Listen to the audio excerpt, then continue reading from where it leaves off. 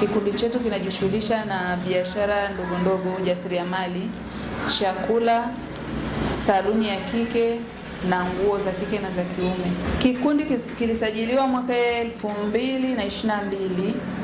Tulipokea mara ya kwanza milioni 3, tukazungusha kwenye biashara tukapata faida.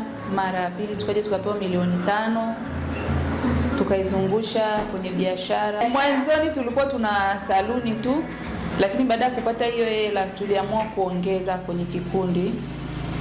Tukafungua biashara ya pembeni ambayo ni ya nguo, na sasa hivi tumefungua mamalishe ya kikundi. Katika biashara tuliofungua nimeweza kuajiri mabinti 3 ambaye mamalishe wako 2, saluni yupo 1. Kwenye duka la nguo tunauza suruali za kiume, suruali za kike, t-shirts, vibode, viatu, maduveti, mashuka. Kupitia kwenye duka la nguo tunatarajia kuajiri vijana ili waendelee kupata kipato, kujiendeleza au kujikomboa kiuchumi.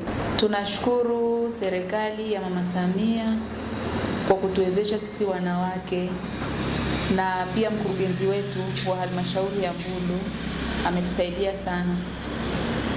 Natoa wito kwa wanawake wenzangu wajitahidi, waje kwenye mikopo haina riba, wachukue hela wakafanye kazi, na si wachukue hela waende wakalipe ada za watoto kwanza kabla hawajaizungusha, au kwenda kulipa madeni mengine, kufanya starehe zozote. Wachukue hela waende wakafanye biashara.